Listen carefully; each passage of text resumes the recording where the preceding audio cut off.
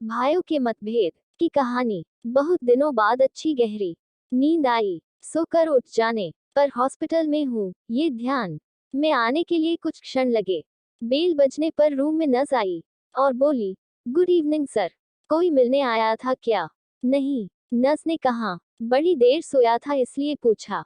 Mobile पर एक भी मिस कॉल या मैसेज नहीं आया था। अभी कैसा लग रहा है? नर्स बोली, प्रचंड बोर हो गया हूँ।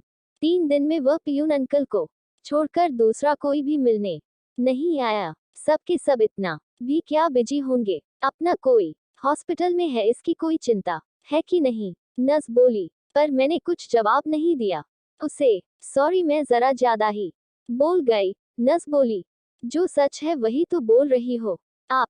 मैंने कहा, ब्लड प्रेशर चेक करते समय तो 2-3 टाइम सॉरी बोलकर नर्स चली गई। वैसे नर्स का बोलना मन को लगा। 2 शब्द बोलने के लिए नजदीकी कोई नहीं था, प्यार से बोलने वाला कोई नहीं था।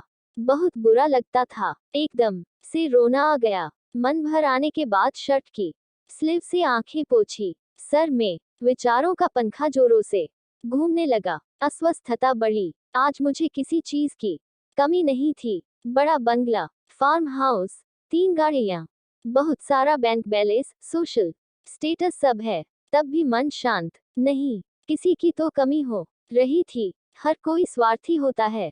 मैं काफी होशियार, चालाक, बुद्धि, लेकिन दुराग्रही स्वभाव की वजह से कभी भी पसंद नहीं आता था किसी को। मुहब्बत था, इस वजह से ज्यादा दोस्त नहीं थे, और जो थे वह भी दूर चले गए। पत्नी को भी दोस्त नहीं बनने दिया, उससे हमेशा अंतर पर रखा। सांसारिक और शिशु का गृहस्थी होते हुए भी हमारे में दूरियां हमेशा थी। पैसों की वजह से बुढ़ापे में माँ पापा के मन को भी दुखाया। बड़े भाई को फंसा कर सारी संपत्ति खुद के नाम पर कर ली।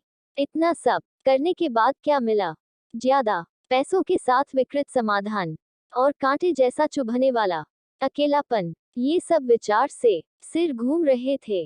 खुद पर बहुत गुस्सा आ रहा था। मन हल्का करने की इच्छा हो रही थी। पत्नी को फोन किया, पर डिस्टर्ब मत करो और कुछ चाहिए होगा तो मैसेज कर देना, ऐसा बोलकर उसने फोन काट दिया। जवानी के दिनों में भी साथ नहीं रहने वाले बेटे से बोलने का तो सवाल ही उठता नहीं।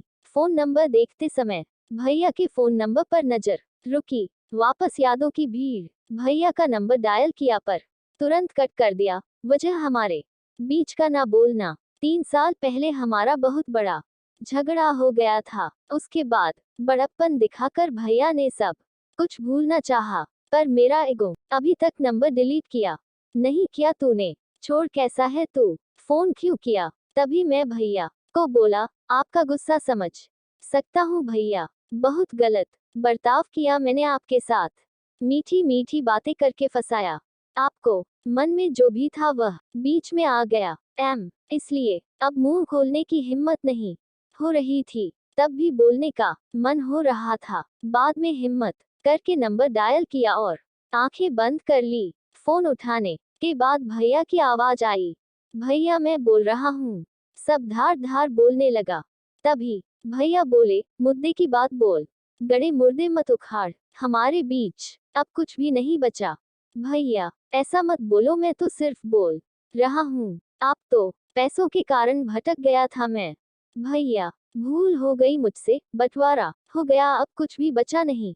मुझे माफ कर दो, मैंने बोला, पर भैया की तरफ से कुछ भी जवाब नहीं आया। मैं सुन रहा हूँ, बोल, क्या काम था मुझसे से पहाड़ इतनी भूल हो गई है भैया। तुझे कहा ना मुद्दे का बोल, जो हुआ वह सब भूल जाओ भैया। ठीक है, भैया बेमन से बोले, पर मैं बहुत ज्यादा भावुक हो गया। तभी भैया बोले, तुम्हारा हो गया होगा तो फोन रखता हूँ। आज तो स्पष्ट रूप से बोल, क्या हुआ? तभी मैं बोला, हॉस्पिटल में अकेला पड़ा हूँ भैया। क्यों, क्या हुआ? भैया का आवाज एकदम से आया, बीपी बढ़ गई है, चक्कर आ रहे थे इसलिए भर्ती हुआ हूँ। डॉक्टर ने आराम करने के लिए कहा है। तभी भैया ने पूछा, साथ में कोई है क्या तुम्हारे? कोई भी नहीं है। दिन में 2-3 बार पत्नी और बच्चे वीडियो कॉल करके अपना कर्तव्य निभा रहे हैं। जो बोया वही पा रहा हूँ। मैंने उनके साथ भी ऐसा ही किया था। कभी भी प्यार के दो शब्द बोले नहीं, सिर्फ व्यवहार देखा। स्वार्थ के लिए रिश्तों को इस्तेमाल किया और तोड़े भी। अकेलेपन से आंखें खुल गई। मन भर आने से फोन कट कर दिया और अंधेरा करके बिस्तर पर पड़ा रहा। कुछ देर बाद नस आई, लाइट लगाकर हाथ में कागज में कुछ रखा था, वह नस ने मुझे दिया। उसमें से मस्त खुशबू आ रही थी। जल्दी जल्दी उसे खोला तो उसमें भुनी हुई मूंगफली थी। वह देखकर बहुत खुशी हुई। जरूर भैया आए होंगे। कहाँ है भैया? मैं यही हूँ, कहकर भैया सामने आए। हम सगे भाई 3 साल बाद एक दूसरे से मिल रहे थे। दोनों के ही मन की विचित्र अवस्था हो गई थी। दोनों एक दूसरे की ओर एकटक देखे जा रहे थे। अपने आप मेरे हाथ उनके सामने जुड़ने लगे। गुस्सा साइड रखकर तुरंत मिलने के लिए आए भैया। क्या करूं, तुम्हारा फोन आने के बाद रहा नहीं गया मुझसे। उन्होंने कहा, जो हुआ सो हुआ, अभी उसका विचार मत कर। आपको गुस्सा नहीं आया भैया?